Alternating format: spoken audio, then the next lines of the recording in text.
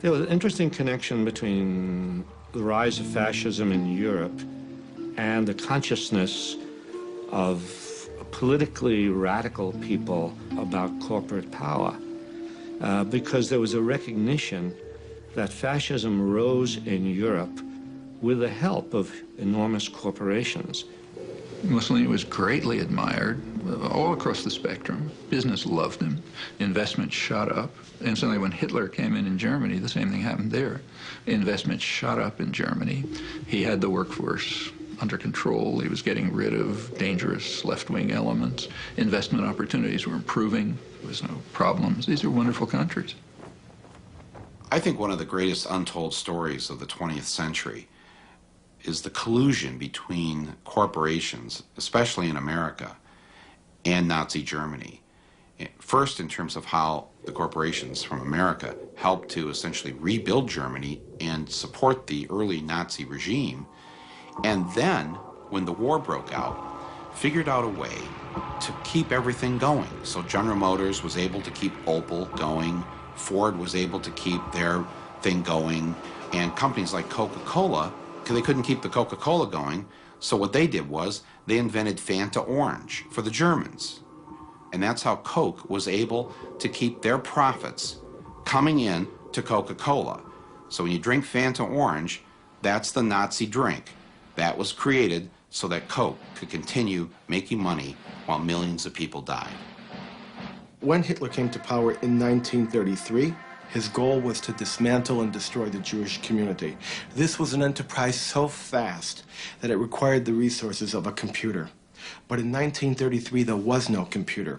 What there was the IBM punch card system, which controlled and stored information based upon the holes that were punched in various rows and columns. Naturally, there was no off-the-shelf software as there is today. Each application was custom designed, and an engineer had to personally configure it. Millions of people of all religions and nationalities and characteristics went through the concentration camp system. That's an extraordinary traffic management program that required an IBM system in every railroad direction and an IBM system in every concentration camp.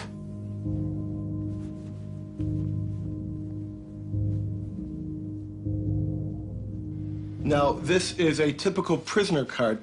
There are little boxes where all the information is to be punched in. We compare this information to the code sheet for concentration camps. And here you see Auschwitz is 1, Buchenwald 2, Dachau is 3. Now, what kinds of prisoners were they?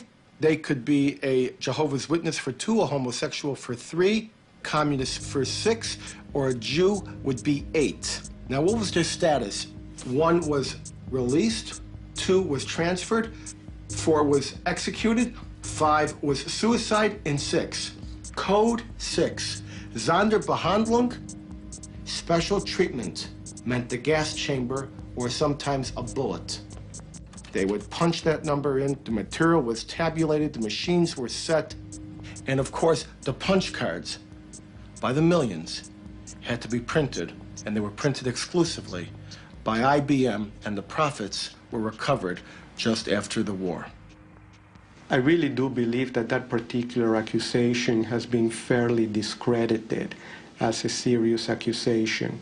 That is, the fact that they have used equipment, that is a fact.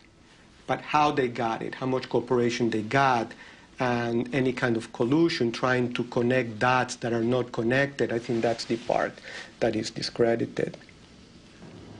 Generally, you sell computers and they're used in a variety of ways, and you always hope they're used in the more positive ways possible. If you ever found out they are used in ways that are not positive, then you would hope that you stop supporting that. But do you always know? Can you always tell? Can you always find out?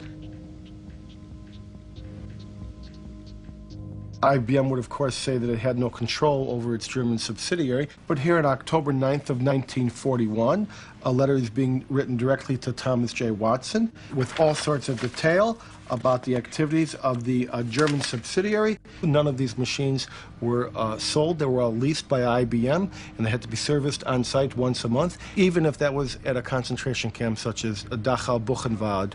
This is a typical contract with IBM and the Third Reich, which was instituted in 1942. It's not with the Dutch subsidiary. It's not with the German subsidiary. It is with the IBM Corporation in New York.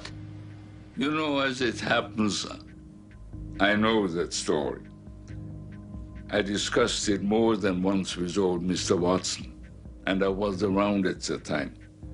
I'm not saying that Watson didn't know that the German government used punch cards. He probably did know.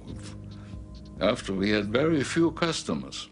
Watson didn't want to do it. Watson, not because he thought it was immoral or not, but because Watson, with a very keen sense of public relations, thought it was risky. It should not surprise us that corporate allegiance to profits will trump their allegiance to any flag. A recent U.S. Treasury Department report revealed that in 1 week alone, 57 U.S. corporations were fined for trading with official enemies of the United States, including terrorists, tyrants, and despotic regimes.